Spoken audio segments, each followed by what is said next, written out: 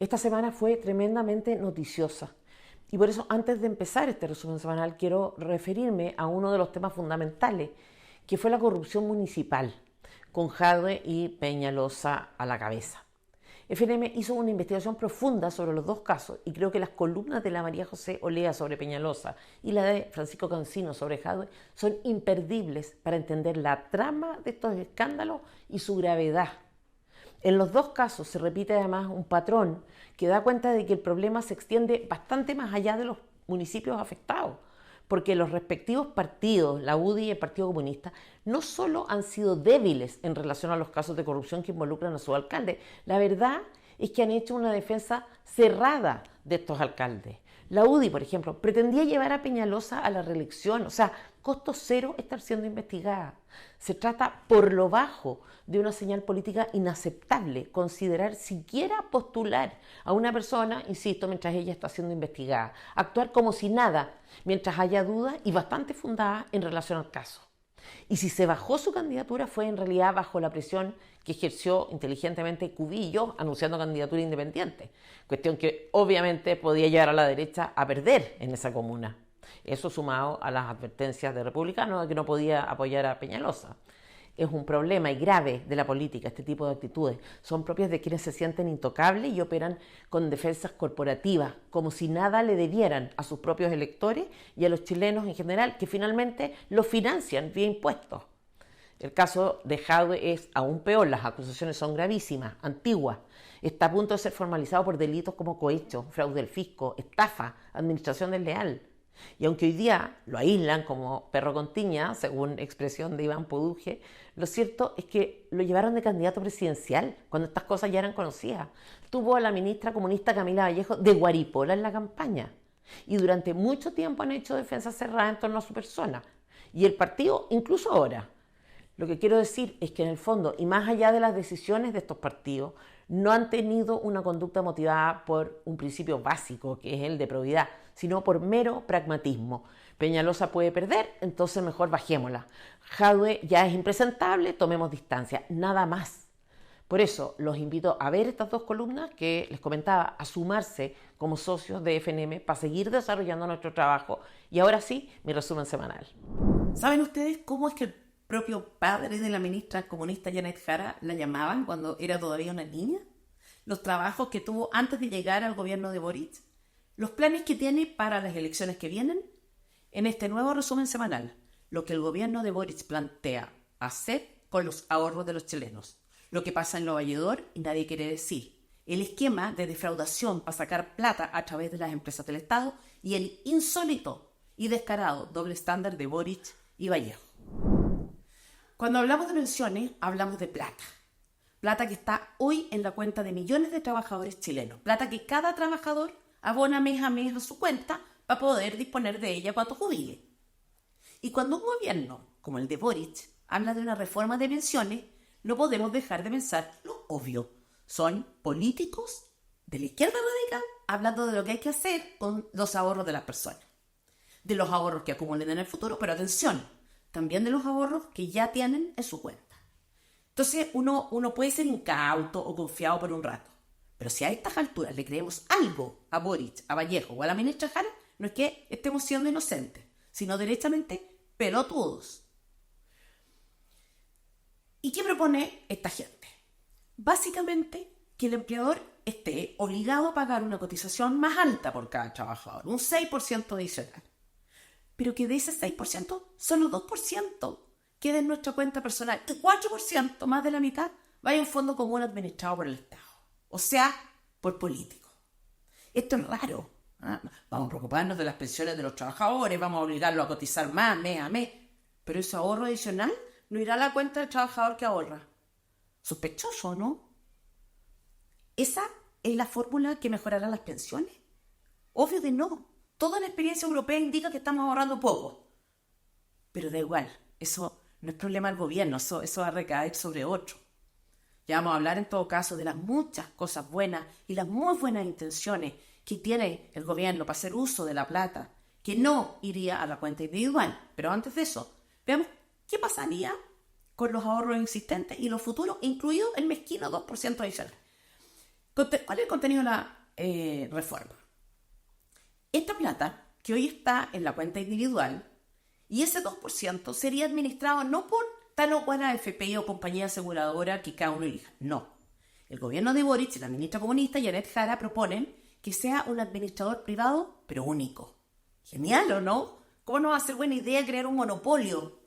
Las empresas estatales o privadas que no tienen competencia lo hacen excelente. O sea, vaya usted a cualquier servicio público y va a ver cómo lo tratan. Sigue siendo extraño esto. Vamos a mejorar las pensiones y para eso vamos a designar a un solo órgano administrador. ¿Hay alguna evidencia, algún estudio en Chile o internacional que indique que el problema de las pensiones tiene que ver con la administración de la plata? Ninguno. ¿Por qué entonces modificar esto? Acá viene la trampa.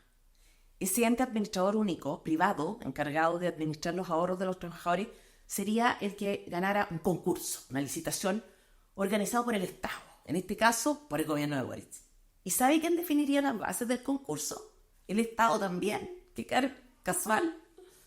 Ese ente administrador podría entonces tomar todas las decisiones que hoy día toma usted. Ellos definirían, por ejemplo, en qué institución está su plata, se entenderían por usted, ellos serían el filtro. ¿Se entiende entonces quién tendría finalmente el control? Ellos. Ahí radica su interés. Ahora, si por esas casualidades de la vida las bases del concurso no interesaban a ningún privado, ¿se imagina lo que pasaría? Bingo, administra el Estado.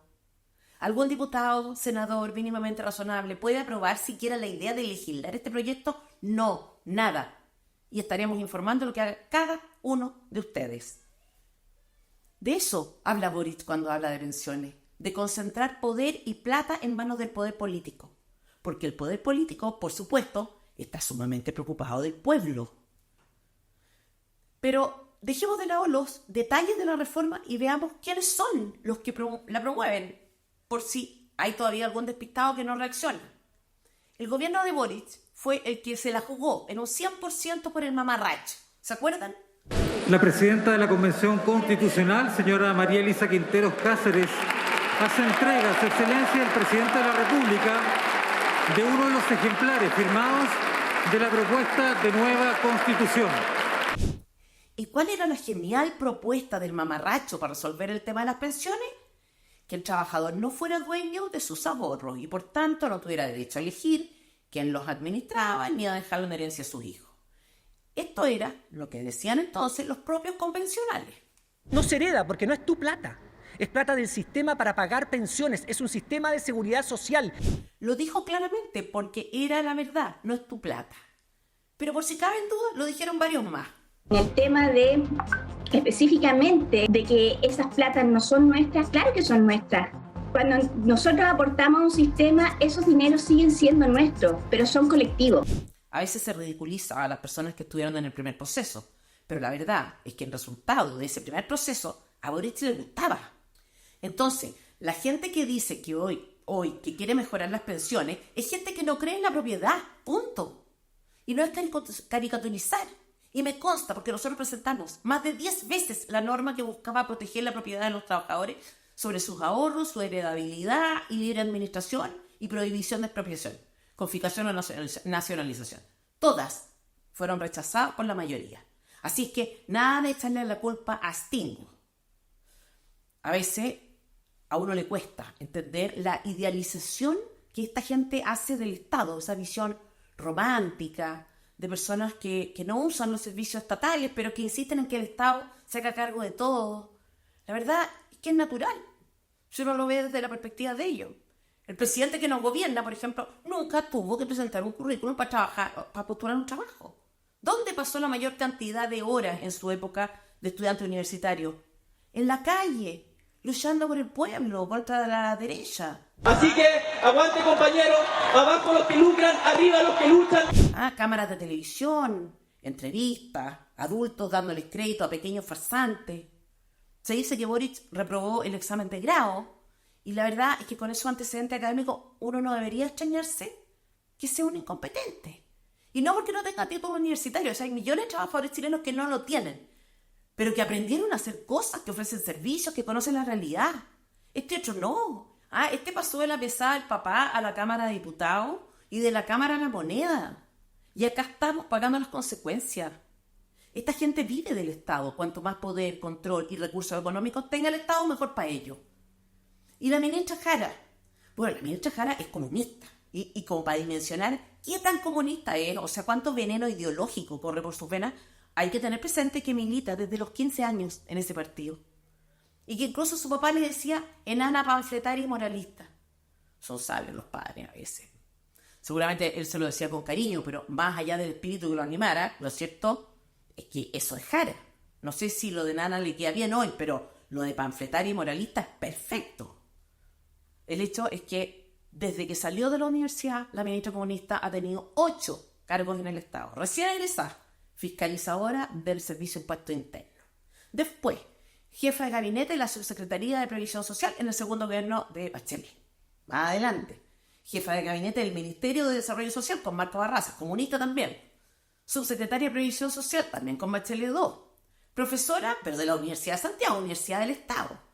Administradora municipal en Santiago, la municipalidad de Santiago ganando 4.164.760 pesos sin bonos. Eso con Iracy Hasler, la alcaldesa comunista. Y ahora ministra del Trabajo con Boric, con un sueldo de 7 millones de pesos aproximadamente. ¿Qué quiero decir con esto?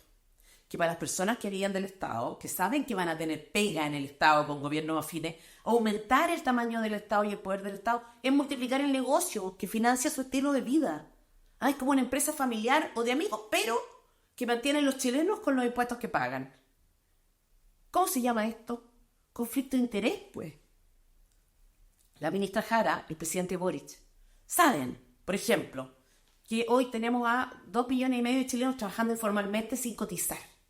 Sabemos que los sueldos son bajos y que eso es grave. Pero su foco está puesto ¿en qué? En una cuestión burocrática que les da la opción de tener control. Inmoral de parte de la señora moralista. Lo más miserable de la conducta de esta gente, en todo caso, es la extorsión que actualmente están usando para conseguir la aprobación, aunque sea de una parte, de su reforma nefasta. El esquema que usan para extorsionar es el siguiente. Primero, detectan una necesidad. Y luego, segundo, dicen que esa necesidad solo se puede resolver si su reforma se aprueba. Y no estoy especulando. Lo primero que hicieron fue decir que con esa parte de la cotización del trabajador que iba a llegar al fondo común administrado por el Estado, iban a asegurarse de compensar, comillas, la brecha de género y de pensiones de las mujeres y que la construcción de más a las cunas. Miren lo venenoso de la estrategia. Saben que hay ahí un problema. Tienen herramientas para enfrentarlo. Incluso no necesitan leyes. Cuentan con presupuesto para hacerlo. Pero dice que solo estarán en condiciones de ayudar a esas chilenas si su reforma se aprueba. Eligen deliberadamente extorsionar con eso y postergar, por tanto, la necesidad de millones de mujeres. Más adelante cambiaron de instrumento, de argumento. Ya no fueron las salas cunas, lo que iban a hacer con la plata.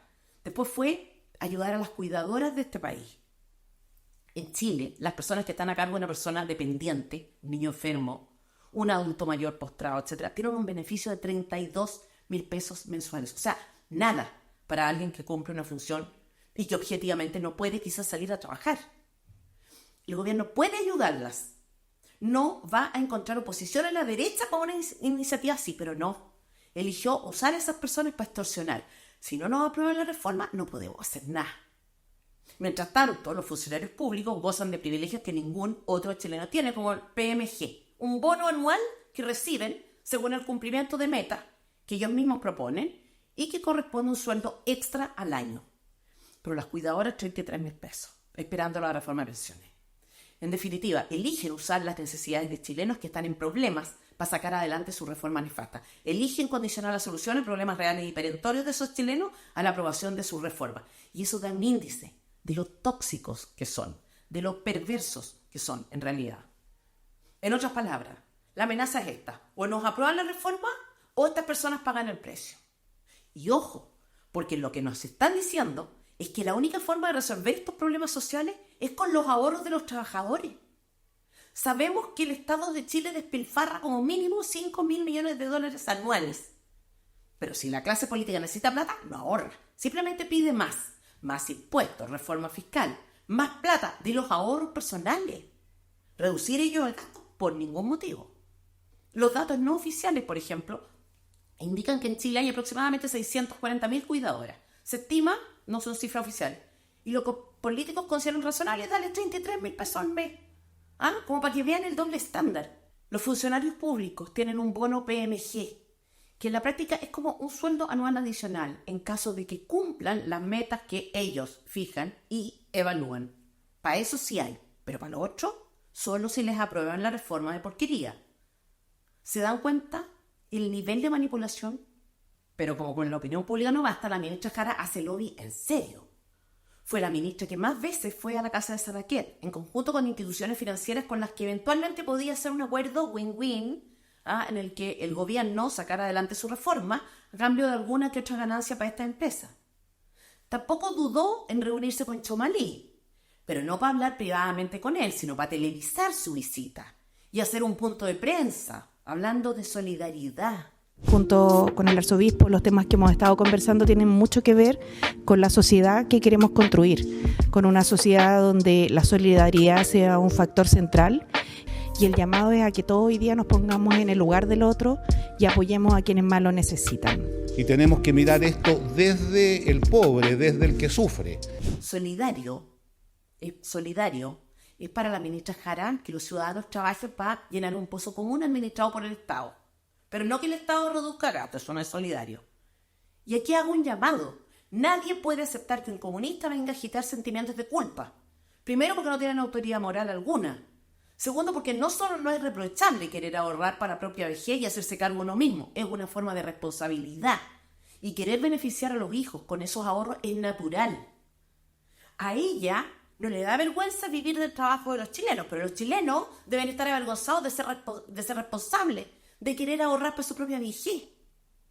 La ministra, dicen, tiene un plan: competir en el distrito de Carol Cariola para ser diputada. Y es en ese contexto donde busca la máxima figuración y cierre de temas. Las mujeres, las salas cunas, las cuidadoras, la solidaridad. Es en ella, como cualquier comunista, el instrumento necesario para llegar al poder. De eso se trata en el fondo, de nada más. ¿Saben ustedes qué es realmente lo que pasa en el mercado de Nueva York de Santiago? Las cosas que afectan día a día a los vecinos sin que a nadie le importe ni se entere. Están al tanto de los nuevos cobros que el Estado hará a los ciudadanos para que sean ellos mismos los que garanticen su seguridad. Las vergonzosas declaraciones de Toa y de la delegada presidencial para la región metropolitana del gobierno de Boric. La respuesta a estas preguntas en esta nueva sección del resumen semanal. Como todos saben, la semana pasada el mercado de Nueva York anunció que pediría cédula de identidad chilena para el ingreso al recinto. Se trataba de una medida de seguridad, entre otras muchas, para evitar asaltos. Y creo que no se puede dejar de oír un extracto de una entrevista que le hice el miércoles a Iván Poduje para dimensionar la gravedad del problema. Esto es lo que pasa en las afueras del mercado. En el caso de los valledores en particular, yo diría que hay hace rato un asedio de delincuentes que lo que hacen es tirarse de los pasos desnivelados por donde cruzan los camiones arriba de las cargas, le llaman gatos, en La Vega también existe, pero estos están más profesionales, se tiran con cuchillos para romper la carga y tirar los productos a una camioneta que va al lado de ellos. Eso ocurre mientras la ministra Toá está preocupada de la discriminación, por mostrarte en el fondo lo desconectada que está la ministra de Seguridad del Estado de Chile respecto a los reales problemas que tienen las personas. No se trata de situaciones menores y en ese sentido no solo es legítimo, también hay que celebrar que la gente de Lo Valledor quiera hacer algo al respecto. Esto fue de hecho lo que dijo el gerente de comunicaciones de Lo Valledor, Marcelo Araya. Destacó que, comillas, vamos a reducir en forma considerable las personas que no tienen documentación y por lo tanto nuestros equipos van a estar mucho más atentos al peatón que está transitando. El problema fue lo que agregó después. Abro comillas. Estamos adoptando medidas que duelen, que son polémicas, como dicen ustedes. ¿Polémicas para quién? Para los señores que cuando caminan van escoltados por carabineros, que cuando transitan por carreteras lo hacen en autos blindados, que tienen cordones policiales rodeando sus lugares de trabajo. Claro, en esas condiciones el buenismo es gratis. Lo cierto es que el contexto nacional en que se hace este requerimiento de carnet es de aumento del 40% de los homicidios en los últimos 6 años y de los secuestros en un 140%. Entonces, No es que los valledores tengan ganas de discriminar y quiera solo blancos comprando en el mercado, es que tienen un problema que afecta a su seguridad y la de sus clientes. Y ese contexto no es un detalle. Lo insólito, lo inaceptable, es que desde el mundo mágico en que vive la ministra, Toá, se atreva a ser ella, la encargada nacional de la seguridad, la que le hace a los valledores un llamado de atención público por la idea sencilla de pedir carné a la gente que entrara. Miren lo que dijo. Creo que es importante en esto que nos mantengamos apegados a la ley, ¿ah? Y no incurramos en conductas que pueden ser discriminatorias. ¿Qué se quería la ministra? Inspectora de colegio, madre superior de un convento, dando criterios de moralidad. Y lo peor fue el agregado, dijo comillas, no podemos mezclarlos, ni confundirlos, ni ponerlos en la misma bolsa con quienes son delincuentes. Y hay que recordar que los delincuentes no son solo de otros países. Es obvio, la delincuencia no es un fenómeno exportado, en Chile también hay. Pero ¿sabe qué, ministra? El sicariato no es chileno. Los secuestros no son chilenos. Los asesinatos con cuerpos desmembrados no son chilenos.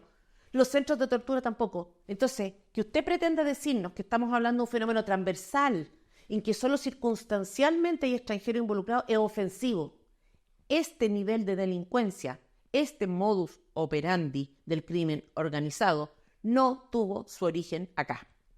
Y eso lo reconocen chilenos y extranjeros decentes que viven y trabajan en nuestro país.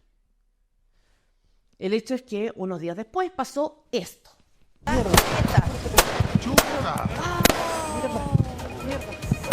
Por Dios. Una mujer borracha se niega a identificarse y el guardia privado que custodia a los valledores, mientras otro guardia y un carabinero observan, la detiene. La mujer saca el arma del guardia y dispara hiriendo a 3 personas. Y claro, el periodismo, que estimó polémico pedir carnet de identidad, no dudó después en cuestionar el procedimiento y efectivamente no debería ser tan fácil tomar el arma de un guardia y empezar a disparar. Pero es fácil cuestionar cuando no es uno el que está ahí, cuando lo que ocurre está siendo televisado. Me comentaban hace poco que la mujer debió ser inmovilizada boca abajo en el suelo. ¿Se imaginan ustedes que el debate sería entonces sobre la brutal agresión, desproporcionalidad y violación de derechos humanos de la mujer? Es fácil opinar desde el mundo mágico, deshacerse de responsabilidad y traspasarla al mundo privado. Obviamente uno puede cuestionar el protocolo. En el caso de los valledores hubo un procedimiento mal hecho con la mujer que disparó, pero de parte de quienes tienen a cargo la seguridad del país en el que está ubicado el mercado, uno esperaría menos arrogancia, más pudor, antes de atreverse a retar a los demás por lo que hacen mal, en la misma materia que ellos mismos, los responsables principales, lo hacen pésimo. Catones de la moral, paternalistas, metiéndose ahí donde no deben y estando en lo que no les corresponde. Y los valledores no es una excepción. Este gobierno, por ejemplo, ha impulsado una ley para desarmar a la población. El argumento que dan... Lo más importante es regular de una forma razonable la legítima defensa para que no se transforme en ley de la selva. Claro, lógico. Ellos no viven en la selva, yo tampoco, pero ojo, el gasto en seguridad de comunas del sector oriente de Santiago supera los 10.000 millones de pesos al año. Adicionalmente tenemos cámaras, alarmas, perros, cerco electrificado y no ha habido homicidios y lo agradecemos. Lo que es impresentable es que la autoridad no comprenda que su situación es infinitamente distinta a la de muchas otras comunas del país. Y esto demuestra muchas cosas. Primero, que no es consciente del peligro. Y segundo, que ignora a los millones de chilenos que viven en lugares donde el Estado ni siquiera se atreve a entrar. Por ejemplo, en La Toma, La Mula, en Alto Hospicio, viven cerca de 2.500 familias. El 90% de sus habitantes no está catastrado. Es básicamente una ciudad ilegal de más de 100 hectáreas donde operan bandas de crimen organizado con venta de droga, acopio de autos robados, venta ilegal de terreno. Tampoco entienden nuestras autoridades que hay otros chilenos que viven en lugares apartados donde la única forma de defensa posible es la propia. Entonces, desde Narnia es fácil, muy fácil, pensar que desarmar a la población es una buena idea. Eso sin considerar lo absurdo de la medida. No solo eso, y esto es algo que pocos saben, cuando se calcula el precio de las contribuciones de una casa o un departamento en que vivimos, el Estado le aplica un sobreprecio a las medidas de seguridad. O sea, tomamos medidas adicionales para protegernos, si podemos, y eso, que es para cubrir una función del Estado que el Estado no cumple, nos significa una especie de multa. Mire usted este extracto de la columna de la Cota Olea sobre contribuciones. Lo insólito, lo inaceptable, es que la nueva guía del Servicio de Impuestos Internos, estrenada el año pasado, considera que las contribuciones que usted debe pagar por su casa pueden ser más altas si instala dispositivos de seguridad adicionales. Por ejemplo, cámaras de vigilancia, alarmas antirrobo, sensores de presencia, control de accesos, videoporteros, todo suma puntos. Y no solo eso, puede ocurrir que su casa pase al siguiente nivel en materia de contribuciones solo porque usted se sintió obligado a tomar estas precauciones. Esto es una vergüenza, porque en rigor debería ser al revés. Cuando alguien no usa los servicios públicos, ni colegios, ni hospitales, ni seguridad, uno debería poder deducir esos gastos de impuestos como mínimo. Lo mismo pasa con las personas que tienen hijos. Acá, si un adulto gana 7 millones de pesos, por ejemplo, se le considera súper rico y se le exige hacer entrega del 40% de sus ingresos al Estado aproximadamente. Pero si con esos 7 millones ese adulto sostiene 5 hijos, se trata de la misma manera que si viviera solo, pese a que en rigor el sueldo debería considerarse en función de las personas dependientes con las que uno carga. Es decir, un padre que mantiene 5 hijos y gana 7 millones es un padre cuyo ingreso debe dividirse en 6 para los efectos tributarios. Eso sería lo lógico, lo objetivo. No contentos con estas arbitrariedades, actualmente se tramita una ley en el Congreso que haría obligatorio grabar patentes y espejos en los autos como medida de seguridad. Nuevamente, costo adicional para el ciudadano, por lo que el Estado, debiendo hacer, no hace. Entonces, me imagino que dará espacio, además, a un negocio millonario avalado en la obligación legal respectiva. La verdad es que constantemente estamos hablando del doble estándar de la izquierda radical, pero es tan obvio, tan descarado, tan persistente, que no debiera sorprendernos, no debiera extrañarnos el doble estándar. El año pasado quebraron 364 empresas agrícolas, 137 constructoras. Ahora Huachipato, Sucovesa, con problemas serios, suma y sigue. Empresas que si no les va bien, sea cual sea la causa, deben asumir costos, incluso el de la quiebra. Algunos de ellos, de esos costos, derivados de decisiones políticas, como la reforma tributaria de Bachelet, la burocracia infinita, 855 días, más de 2 años se toman los burócratas para medir el impacto ambiental de un proyecto. La inflación, derivada en buena parte de la paralización del país con el estallido y la radicalidad de las medidas sanitarias. La inestabilidad que generaron los 2 procesos constitucionales, caprichos políticos, lujos de la desconexión. En fin, sea por errores propios o por circunstancias creadas por la clase política, el costo lo paga la empresa, salvo que la empresa sea estatal. El aporte estatal de Codelco al gobierno cayó en un 38% el año pasado. Enami, por ejemplo, perdió $200 millones el último año, un aumento de un 157% en pérdidas respecto del año anterior. Pero ojo, que acá las pérdidas se cubren con impuestos de los chilenos. Según un estudio de Libertad y Desarrollo, sin considerar Codelco, las empresas estatales le cuestan al fisco $300 millones anuales. Le cuestan, o sea, son básicamente gasto. Y mi pregunta es, ¿cuánto de ese gasto representa algún beneficio para los chilenos? Prácticamente cero, salvo para los privilegiados que trabajan ahí y viven de una empresa que solo genera pérdida. Genial, ¿o no? Esta es la única forma en que saben ser empresarios, generando pérdida en empresas manejadas por ellos y pérdidas que se cubren con recursos ajenos vía impuestos que obligan a pagar al resto. Excelente, o sea, con razón se atreven a dar consejos. Doble estándar, en todo orden de cosas. Algunos admiten que en China se violan los derechos humanos, el Frente Amplio. Los comunistas no, por supuesto. Pero ahí están, aumentando el poder chino en nuestro territorio. Las críticas a Ponce Lerú por su financiamiento ilegal a la política lo condenaron a las penas del infierno. Pero si de negocio se trata, el moralismo se les pasa. Es cuestión de pragmatismo, de plata, de poder. Y ellos saben de eso. Las acusaciones contra Carabineros durante el estallido fueron brutales, más allá de los insultos, como esto. ¡Que se vayan los milicos! ¡Que se vayan los milicos! Insultos que son graves porque hicieron perder autoridad a las policías, pero tampoco dudaron en condenarlos y acusarlos. A los minutos de acontecido un hecho, ellos tenían hecha la investigación express y vía Twitter dictaban sentencia ejecutoriada. Lo llamaban asesinos, criminales, violadores, en el teclado, obvio. Creo, general Mario Rosas, que en virtud de las graves violaciones a los derechos humanos que han sido cometidos por funcionarios de la institución, usted debe renunciar y la institución que dirige, Carabineros de Chile, debe ser reestructurada profundamente. Mientras tanto, otros, estos carabineros, arriesgaban sus vidas en la calle. Hasta ahora no ha habido disculpas públicas, ni de Boric, ni de Vallejo, ni de Cariola, ni de ninguno de estos difamadores, como correspondería, y mucho menos han pensado en realizar actos de reparación, merecidos. Estamos hablando de personas, estos carabineros, que quedaron con su carrera truncada por mentiras graves que además se divulgaron con publicidad, mientras ellos corrían riesgo en las calles. Pero Giorgio, un caso distinto, un emblema de la desigualdad de trato. Ante lo que él estima que es una difamación a propósito de una carta, presentaba ya acciones judiciales para exigir disculpas.